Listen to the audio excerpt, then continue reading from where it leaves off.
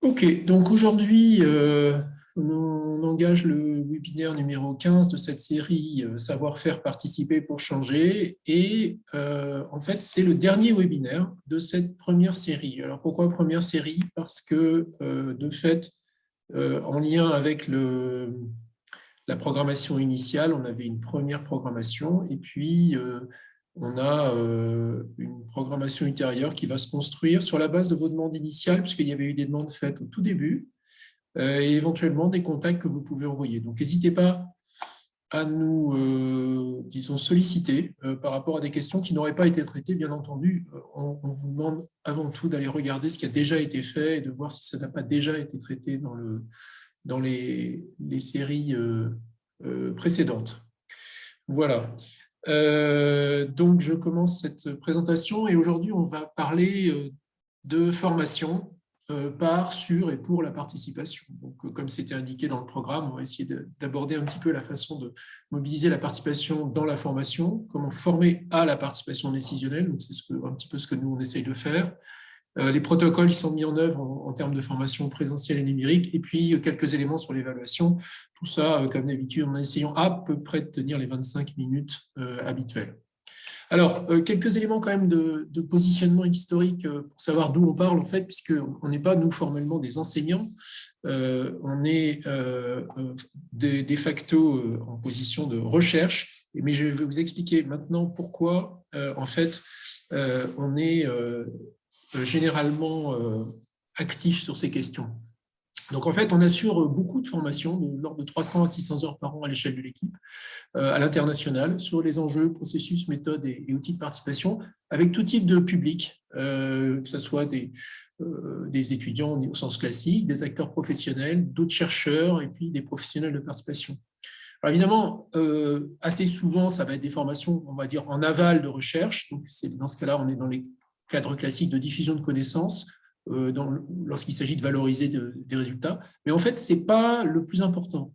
Ce n'est pas ce qui constitue l'essentiel. L'essentiel, c'est plutôt la formation en fait, en amont de processus participatifs, c'est-à-dire qu'on fait de la formation dans le cadre des projets, dans le cadre des opérations, pour préformer et préparer l'ensemble des participants à des processus, puisqu'on fait de la recherche-intervention et qu'il s'agit pour nous de les mettre en capacité de s'engager effectivement dans les dispositifs. Et donc, la notion de projet va passer par cette compétence qui est requise pour les participants pour mettre en place des choses. Et en fait, ce qui est très important aussi, et c'est même assez compliqué de le faire comprendre même à notre propre institution, c'est que la formation est en fait un support d'expérimentation. C'est-à-dire qu'on va le voir, les formations qu'on donne sont elles-mêmes totalement participatives. C'est des moments participatifs dans lesquels on peut mobiliser des outils nouveaux et donc ça sert en fait d'expérimentation. Donc ça a une double fonction. Évidemment, il faut faire de l'évaluation pour que ça serve cette deuxième fonction. C'est pour ça qu'on en assure beaucoup annuellement parce que ça rentre dans notre travail de chercheur. Ça n'est pas qu'une sortie de notre travail de chercheur. Alors, quelles sont les hypothèses principales sur lesquelles on travaille? Et on va voir comment ça se compare avec ce que font un certain nombre d'autres collègues dans ce domaine. Donc, sur la formation par et sur la participation, la première chose, l'hypothèse de base, c'est que la participation, ça s'apprend. Ce n'est pas quelque chose de donné. Alors, on n'est pas forcément dans la position de quelqu'un comme Jacques Rancière ou d'autres gens qui vont dire qu'automatiquement, on est bon à participer. En fait, c'est un peu plus compliqué. Il y a quand même un certain nombre de prérequis. Alors, ces prérequis, on les retrouve dans la régulation de la participation dont on a déjà eu l'occasion de parler précédemment, c'est-à-dire le fait qu'il faut des règles du jeu pour que ça se passe bien. Et ça va correspondre à des choses assez variées. Ça peut être des savoirs dans certains cas, mais ça va être aussi des savoir-être, des savoir-faire. Ça peut passer par des savoir-faire faire à d'autres, des savoirs laisser faire, c'est-à-dire le fait de lâcher prise. Et donc, l'enjeu va être de comprendre des principes et des pratiques dans toute leur diversité, essayer de dépasser des prénotions, parce qu'en fait, on peut avoir l'impression qu'on sait participer ou éventuellement qu'on sait faire participer, mais en fait, on pense savoir et en fait, on ne sait pas vraiment. Et donc là, il y a une question de distanciation aussi. Et puis, aller vers des démarches plus créatives et plus autonomes, c'est-à-dire laisser vraiment dans cette notion de laisser faire, de donner les capacités à. Bon, ce qui est important aussi, c'est que dans la formation, il s'agit d'un apprentissage par la pratique, en découvrant des expériences autres d'autres personnes, cas, pays, etc. Et l'enjeu important, c'est de faire une mise en pratique dans des groupes d'apprentissage, ne pas apprendre seul dès lors qu'on parle de participation. Donc, quelques bases qui peuvent s'apprendre seules, mais très rapidement, on va déjà se mettre dans une situation de collectif d'apprentissage, de groupe apprenant. Et puis, la troisième partie qui est importante dans nos hypothèses, c'est l'idée de savoir faire participer les autres. En fait, c'est une épreuve de sa propre maîtrise de la participation. Et donc, il faut s'exposer à ça. Et pour ça, on va se confronter à une altérité, aux autres et aux collectifs non contrôlés, des acteurs pas forcément toujours bienveillants, toujours très engagés, pouvoir découvrir toute cette diversité de comportements. Et développer ce qu'on appelle en fait l'autonomie. Alors, ce qu'on va travailler comme l'autonomie, on en a déjà parlé, avec la notion de transfert de second ordre, c'est-à-dire que très rapidement, si on forme un acteur, on va lui demander d'en former d'autres. Et s'il arrive à former d'autres, on considère qu'en gros, le pari est réussi. Alors, en fait, les acteurs de la formation sur la participation, et en particulier sur la participation décisionnelle, je vous rappelle qu'on est toujours dans ce contexte participation décisionnelle et non communicative, etc., ou sciences citoyennes, qui sont différentes en France, ils sont très nombreux et ils sont de plus en plus nombreux, avec des positionnements et des origines variées. Alors, on a le monde universitaire et académique, avec essentiellement des masters entiers qui sont typés là-dessus, ou éventuellement des modules dans des masters d'autres disciplines, pas mal de choses en sciences politiques, en sciences de gestion, et puis des aspects plutôt liés à l'urbanisme, à l'environnement. On va retrouver des choses dans les écoles d'ingénieurs. Et puis, il y a quelques filières transversales en développement durable. Alors, il y a très peu d'endroits, finalement, où la participation se fait relativement tôt dans les cursus, c'est-à-dire au niveau licence, ce qui est assez regrettable, alors que fondamentalement, ce n'est pas extrêmement compliqué à aborder, il faut juste accepter d'y prendre un peu de temps. Et à l'étranger, par contre, ça existe. En Suède, par exemple, on a des formations à la participation, en particulier sur les questions environnementales, dès le tout premier cycle, dès l'entrée universitaire. Bon, alors, les autres acteurs de la formation, c'est d'abord essentiellement les consultants, les bureaux d'études, les experts. Donc, je vous renvoie au webinaire 13, on avait parlé des professionnels. L'État, dans ses différentes agences, structures, etc., s'est positionné sur ces questions de formation. Donc, la direction de l'innovation et de la transformation publique travaille sur la modernisation de l'État, fait pas mal de choses dans ce domaine-là, enfin, ou sollicite des partenaires, typiquement le CNFPT, le Centre national de formation de la fonction publique territoriale, pardon. Et puis, bon, le CEREMA, l'ADEME, etc. Bon, il y a pas mal d'associations, alors avec des statuts variables, certaines sont limite des bureaux d'études aussi, donc les CPIE, les Centres permanents d'initiation à l'environnement, une structure assez classique qui est l'IFRE, qui fait pas mal de choses très intéressantes dans ce domaine-là. Tous les réseaux de transitionneurs, alors il y a plusieurs réseaux de transitionneurs avec des obédiences, je dirais, variées, et puis tout le monde de l'éducation populaire qui joue un rôle très important, plutôt orienté sur les dynamiques de groupe que vers strictement les schémas de décision participative. Donc, la recherche dont on fait partie intervient dans ces domaines-là, et puis on a des collectifs spécialisés qui sont aussi parfois associatifs, bon, l'ICPC avec lesquels on a déjà eu des contacts dans ce webinaire, de nouveau des réseaux transitionnaires spécifiques comme la Fabrique des transitions par exemple, et puis des groupements de recherche. Alors il y avait le GDR qui s'appelait Parcs, qui faisait des choses sur la recherche action participative, donc qui a changé de nom. Et puis il ne faut pas l'oublier, toute la formation informelle. Alors la formation informelle, c'est quoi? C'est la formation que des acteurs vont se donner les uns aux autres, l'auto-formation, et le partage de compétences. Donc finalement, il y a beaucoup d'acteurs de la formation sur la participation. On va voir un peu comment ils se positionnent avec des choses un peu variées. Alors pour donner des exemples, je vous ai simplement pris quelques cadres finalement de curriculum, si vous voulez, de formation. Donc là, par exemple, on a le master concertation et territoire en transition de Sciences Po Rennes, qui propose un certain nombre d'éléments. Donc la partie base, bon, je ne vais pas la lire du tout, c'est un peu les compétences qui sont visées. Bon, il y a du transversal, il y a plutôt du thématique sur les questions de transition, et puis il y a des enjeux de maîtrise. Ce qui est plus intéressant, c'est de regarder un petit peu le texte en haut que je vous ai extrait de leur présentation, où on voit qu'ils font appel, et je trouve ça assez malin, à une dimension, disons, de psychosociologie, donc comportement des acteurs, les problématiques d'influence, en gros, comprendre comment ça marche un groupe d'acteurs dans un contexte de participation.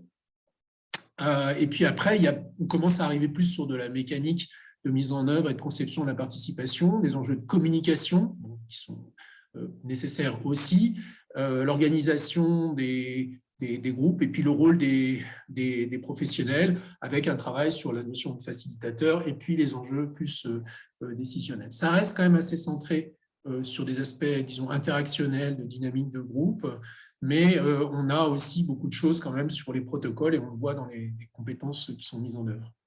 Alors, un autre exemple ici, là, c'est l'État, c'est donc la DITP, avec les cellules de modernisation de l'État. Et on a par exemple, bon, ce n'est pas une formation, c'est plutôt un séminaire atelier qui est organisé à Montpellier par Sarah Netter, le Lab Occitanie. On est dans un dispositif où vous voyez effectivement les dispositifs qui sont mis en œuvre et une approche, disons, exploratoire, vraiment de la participation citoyenne, mais tournée vers les agents de l'État. Donc, ce qui est important quand même, c'est qu'il y a un positionnement un peu formel de l'État vis-à-vis de la question de la participation et de son positionnement. C'est d'ailleurs un défi assez important parce que ce n'est pas très simple aujourd'hui dans les administrations déconcentrées. Alors, d'autres exemples, bon, voilà par exemple des plannings qu'on a au niveau du CNFPT. Le CNFPT propose des formations assez variées avec des typologies de besoins qui correspondent en général assez bien à ce que sont amenés à faire les acteurs publics. Donc, on trouve des choses, vous voyez, sur le champ des politiques sociales, des questions sur les habitants, le lien qu'on a déjà évoqué dans un webinaire précédent entre la participation amont et aval, les enquêtes publiques, etc. Etc. Voilà, donc le CNFPT. Et puis, un autre exemple, alors qui est intéressant parce qu'il y a cette notion de formation qualifiante, plutôt pour des adultes au sens général. On est hors du cadre des étudiants de la primo-formation, qui est délivrée par l'IFRE, qui est un organisme qui se situe dans l'est de la France, mais qui a une vocation nationale, qui propose une formation qualifiante de pilote de dispositifs participatifs, où on retrouve bien clairement la notion de concertation, de consultation. Bon, ils ont aussi d'autres éléments de formation sur la mobilisation, etc., etc. Et puis, un autre exemple, donc là, vraiment bureau d'études, donc la formation, enfin, une des formations qui est donnée par la SCOP l'ISOD, qui s'appelle donc concevoir, faciliter, évaluer un processus de concertation territoriale. Vous voyez les trois objectifs, donc un objectif de conception, un objectif de facilitation en tant que tel, et puis l'évaluation du processus sur ce type de formation. Au passage, vous voyez les durées, là on est typiquement sur des durées de 3 heures de formation, 3 jours, excusez-moi, 3 jours de formation. Alors, quels sont finalement les thèmes et les logiques dans ces formations sur la participation? Donc, déjà, il y a une différenciation, je l'ai évoqué rapidement pour ce qui nous concerne sur les publics cibles, qui peuvent être assez variés. Donc, soit on a des étudiants qui vont se spécialiser dans la participation, soit éventuellement on a des formations avec des modules qui sont ajoutés dans des formations en urbanisme, en environnement, en santé, etc., où on va avoir un module participation. On a des formations destinées vraiment aux professionnels de la participation, donc c'est du renforcement de capacité pour des gens qui sont déjà engagés là-dedans. On a des formations d'élus par le CNFPT, par des choses en lien avec les associations, par exemple des élus, des maires, etc. On a pas mal de formations pour les techniciens, parce que c'est souvent à ce niveau-là que les choses se passent, même si la question de savoir jusqu'à quel point un technicien doit devenir autonome en participation, c'est une vaste question qu'on a déjà abordée d'ailleurs. Et puis, donc, en lien avec ça, la notion d'animateur territorial, d'animateur associatif. Former des chercheurs, soit à travailler sur, soit à être accompagnants d'eux, la participation. Et puis, ne jamais oublier aussi une formation spécifique sur les évaluateurs qui peuvent être issus de sciences sociales pour certains, dans certains cas. Et puis, nous, ce qu'on essaye de faire, bon, comme pas mal d'autres gens aujourd'hui, ou ce que font pas des collègues, en particulier dans l'éducation populaire, c'est de faire de la formation de citoyens à la participation. Alors, il y a quoi dans une formation sur la participation? Il y a beaucoup de choses possibles. C'est assez varié. Dans la mesure où il existe des formations complètes de master sur la participation, pour la participation, on voit que ça peut être, enfin, le volume global peut être très important. Donc, ça peut aller d'une sensibilisation d'une demi-journée à 2 ans d'apprentissage. Et encore, avec 2 ans d'apprentissage, on n'est pas forcément vraiment équipé pour recouvrir toutes les situations. Donc, il y a les aspects théoriques qui vont se rapprocher des travaux plus académiques de chercheurs, les aspects historiques, comprendre comment ça a évolué, ce qu'on avait vu sur l'émergence des théories de la participation, etc., et comment ça s'est positionné. La compréhension plutôt psychosociologique sur le comportement des individus, des groupes, la dynamique des groupes, le positionnement dans l'espace démocratique et politique, les enjeux politiques en tant que tels, La facilitation et l'animation, sur lequel nous on travaille relativement peu, mais qui est absolument indispensable, les aspects réglementaires, quels sont les processus, et puis les stratégies pour mettre en œuvre de la participation, l'ingénierie, donc là, vraiment une conception délibérée avec un assemblage méthodologique, et donc la méthode, et puis derrière la régulation, donc les chartes, les garants, donc on a déjà parlé, les enjeux numériques, le suivi évaluation, et puis les comparaisons internationales. Alors, derrière ça, en fait, il y a des logiques un petit peu différentes dans ces contextes de formation. Bon, il y a des logiques qui sont proches du monde académique qu'on va retrouver pour les formations portées, par exemple, par les équipes de sciences politiques, qui sont assez analytiques et descriptives. Donc, il s'agit de se rapprocher finalement des recherches en sciences sociales, qui ne vont pas forcément aller vers de l'intervention et qui sont souvent moins pertinentes, je dirais, pour des acteurs opérationnels, mais très utiles pour la compréhension des processus. On a des logiques de transfert entre théorie et pratique, donc qui vont s'appuyer vraiment fortement sur des cadres théoriques pour proposer des incidences pratiques. Alors, c'est intéressant parce que ça donne une légitimation d'un certain nombre de choses. En même temps, ça amène un cadrage plus restrictif puisqu'on va forcément s'appuyer sur un cadre disciplinaire, par exemple, spécifique.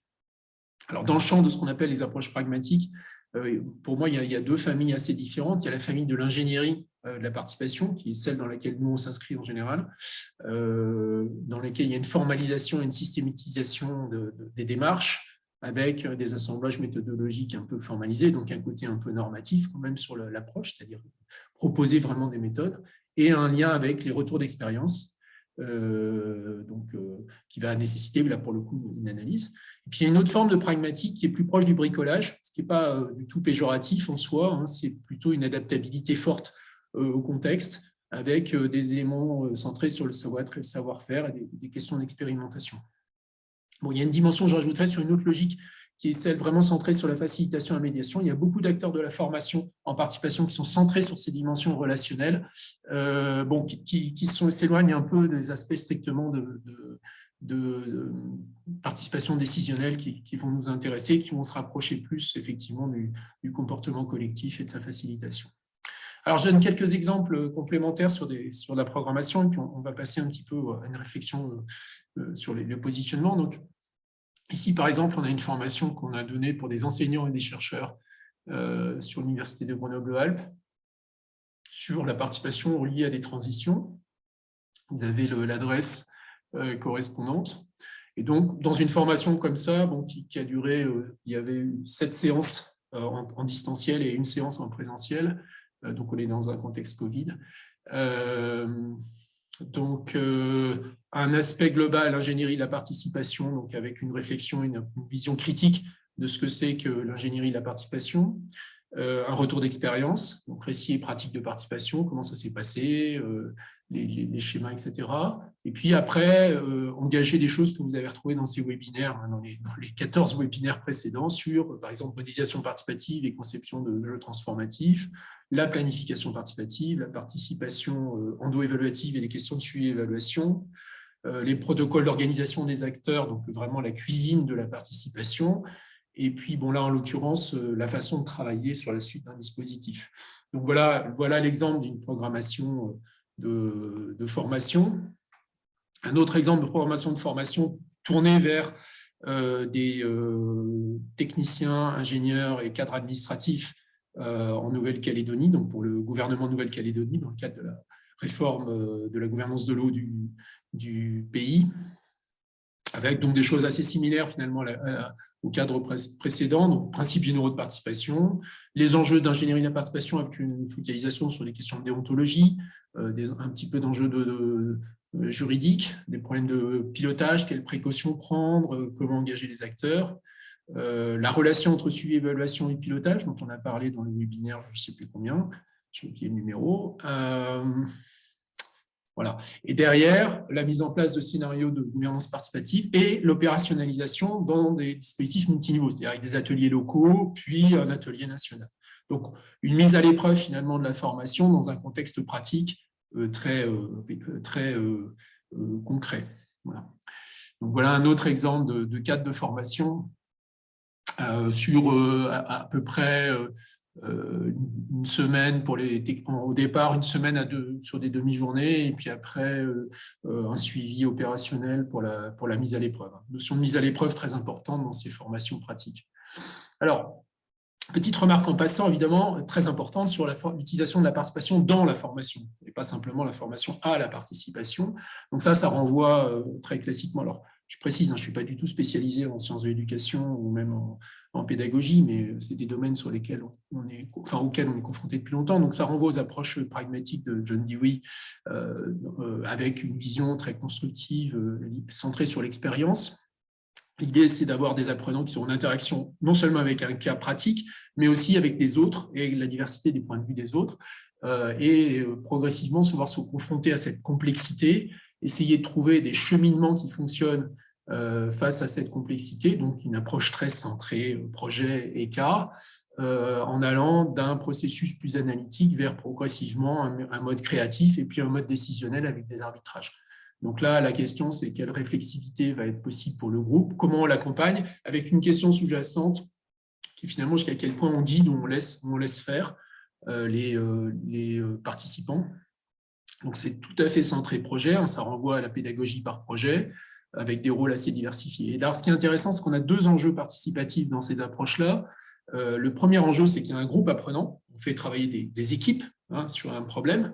Donc, il y a déjà une dynamique participative à l'intérieur du groupe. Donc là, on est sur une dynamique de groupe restreint. Et éventuellement, quand on travaille sur des cas centrés sur des questions de participation, ils peuvent aussi aller vers la question du cas cible et des aspects participatifs du cas cible lui-même. C'est ce qu'on fait, nous, quand on fait traiter des cas de participation sur des cas territoriaux où il va s'agir au groupe de travailler sur comment est-ce que la participation va s'organiser avec des jeux de rôle, par exemple, qui permettent de faire cette projection.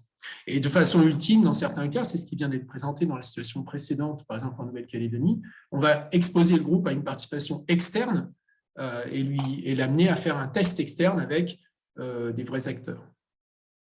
Donc, un exemple de ça, par exemple, c'est des formations qu'on a pu donner avec le FIDA, qui est un organisme international, et l'INI, qui est un autre organisme international au Kenya, où là, en fait, on utilise un dispositif dit de formation à 2 niveaux. 2 niveaux étant en fait la notion de transfert rapide de compétences et de test rapide de compétences. Donc, on forme en fait des techniciens et immédiatement après, ça veut dire le lendemain, ils sont directement au front avec des agriculteurs pour leur faire refaire les mêmes choses de façon autonome, c'est-à-dire que ce n'est pas nous qui donnons la formation au 2e niveau, c'est eux qui la donnent immédiatement. Et donc, ils vérifient qu'ils ont été correctement formés en formant d'autres sur les mêmes méthodes. Donc, voilà la notion de formation. Alors, pour terminer, quelques éléments sur l'apprentissage par le numérique. Donc là, je suis désolé, je suis un tout petit peu long, mais donc sur l'apprentissage par le numérique, il y a l'approche classique pédagogique, c'est-à-dire que je vous transmets des connaissances, je les mets à disposition en ligne. Bon, ok, d'accord, ça peut être fait seul ou en groupe. Complémentairement, des choses qu'on fait depuis très longtemps, dès le début finalement du web, ça fait 15 ans qu'on fait ça, utiliser des sites supports de travail collaboratif. Donc en fait, quand on a un groupe apprenant, lui donner tout de suite un support où il doit devoir partager des résultats. Un autre aspect, évidemment, c'est centré finalement sur les outils numériques de participation dont on a parlé dans un autre webinaire où il va s'agir de les apprendre à les utiliser. Et puis, le couplage entre numérique et présentiel qui est particulièrement d'actualité en ce moment avec le Covid. Vous en avez des exemples ici, beaucoup d'exemples. Nous, on a au moins 150 groupes qui ont travaillé dans ces conditions-là sur des dispositifs participatifs. Alors, le parcours pédagogique type, c'est ça pour nous aujourd'hui. Alors, on a un MOOC dont je vais dire quelques mots juste après. Donc, un MOOC, c'est une formation en ligne. Alors, un MOOC, un spot, peu importe. Bref, une formation en ligne sur les méthodes participatives. On a un groupe qui va suivre cette formation en ligne sur la participation. Donc, ils vont avoir des notions et des étapes à suivre, une recette de cuisine, si vous voulez, sur la participation. Et puis, en parallèle, on a un wiki, un site qu'ils vont créer eux-mêmes. Ça va être leur produit, leur coproduit. Donc, c'est les liens que j'ai mis précédemment. Ils vont bosser en groupe, produire quelque chose en s'appuyant là-dessus, et tout ça va être mutualisé. Donc, voilà le schéma type. Et pour ça, donc, on a développé avec Agrinium des formations en ligne sur la participation, plus spécifiquement sur la gestion participative de l'eau et des territoires, hein, qui est multi-cible, hein, c'est étudiants, professionnels, etc., et multilingue. Voilà.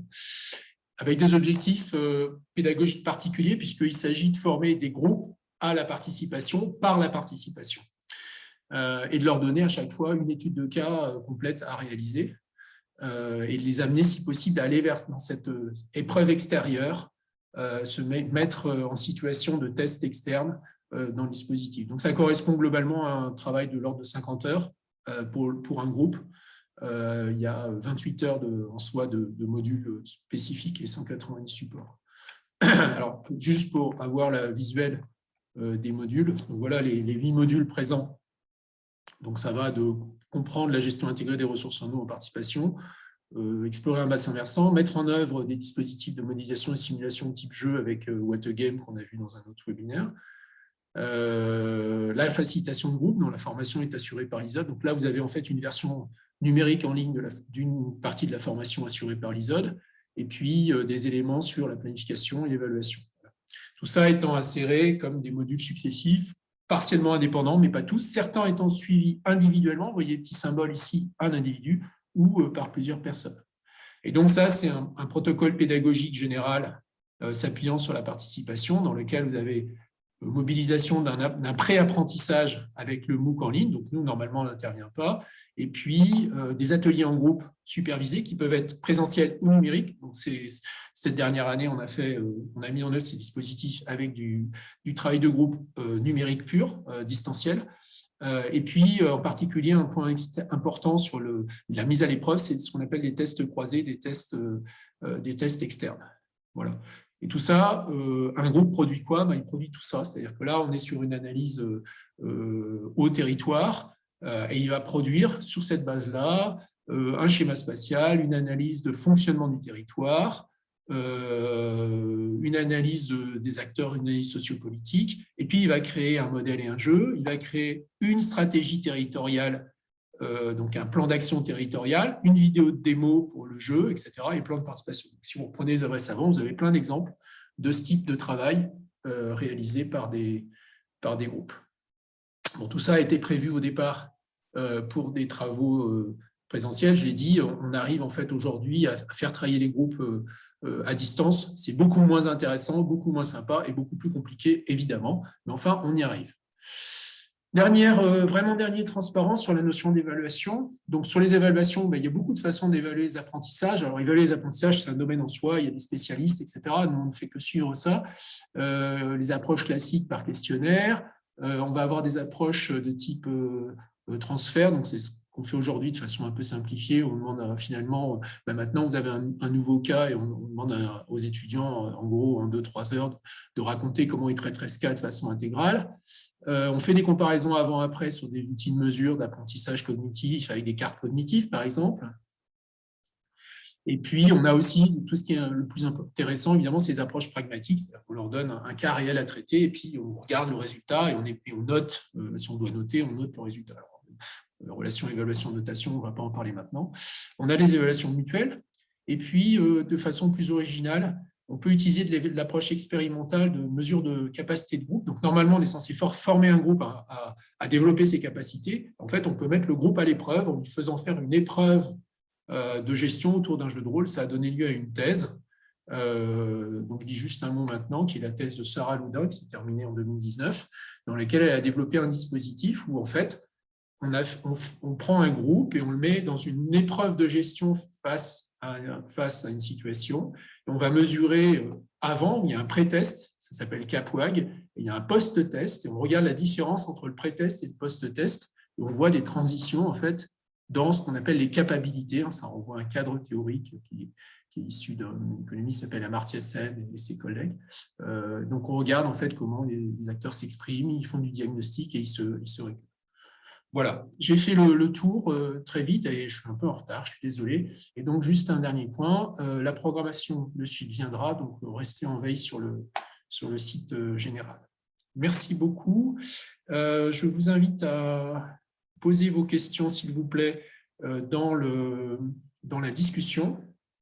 Et on va essayer d'y répondre maintenant. Enfin, je vais essayer d'y répondre maintenant, puisque comme vous avez constaté, j'étais tout seul. Alors, on a une première question qui est posée. Pouvez-vous donner le nom des masters universités qui les mettent en place? Alors, vous trouvez en fait un référentiel. Là, j'ai donné typiquement Sciences Po, Rennes, Bordeaux, il y a une formation à La Rochelle, il y a une formation à Montpellier. En fait, le mot-clé en général qui fonctionne si vous cherchez, c'est concertation plus que participation. En général, c'est beaucoup plus étiqueté concertation. Ça dépend si vous cherchez effectivement des formations complètes ou des modules dans d'autres formations. Il y a quand même pas mal de choses aujourd'hui. Là, j'ai donné quelques petits points d'entrée. Si vous m'envoyez un mail par hasard, je vous redonnerai quelques pointeurs. Vous pouvez regarder aussi sur l'Institut de la concertation. L'Institut de la concertation a un référentiel sur les formations. D'autres questions?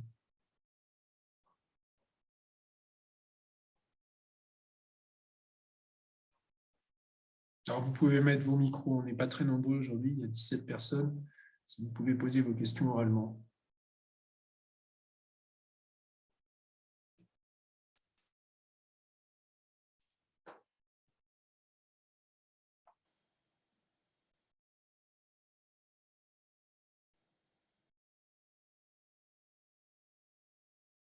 Pas d'autres questions?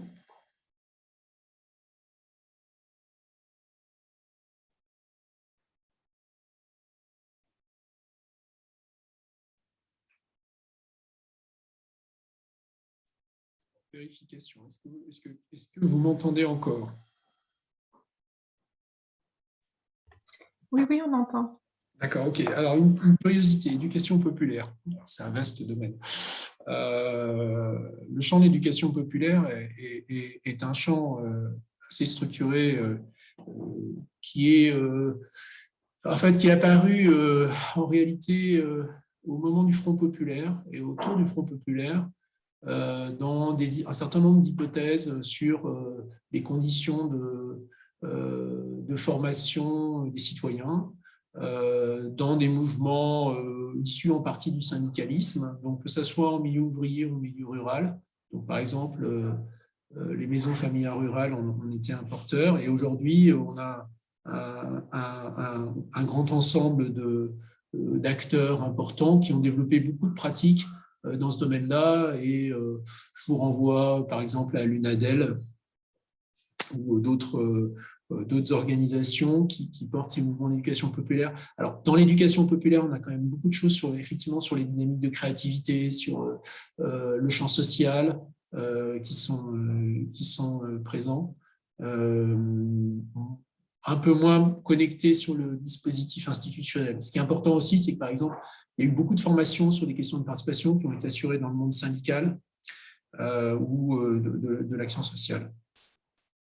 Alors, c'est pareil, hein, si vous voulez quelques pointeurs, je peux vous donner des pointeurs, vous m'envoyez un message et je vous remettrai des pointeurs du côté de l'éducation populaire.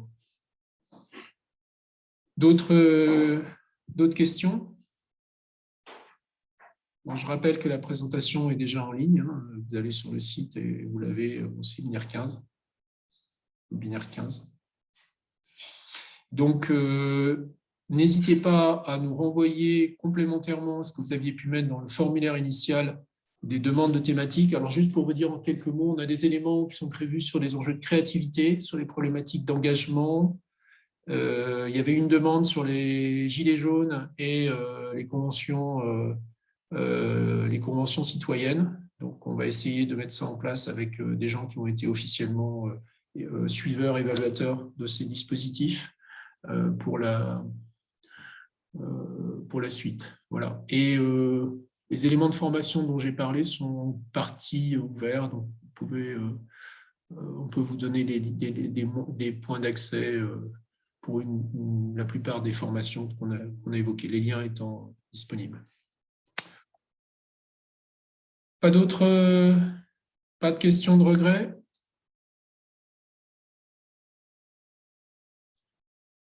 Bon, ok, bah écoutez, je propose de clore de clore le webinaire. Et donc, restez en veille sur le site, on annoncera la suite, je pense, dans un mois, pas avant. Merci, à bientôt.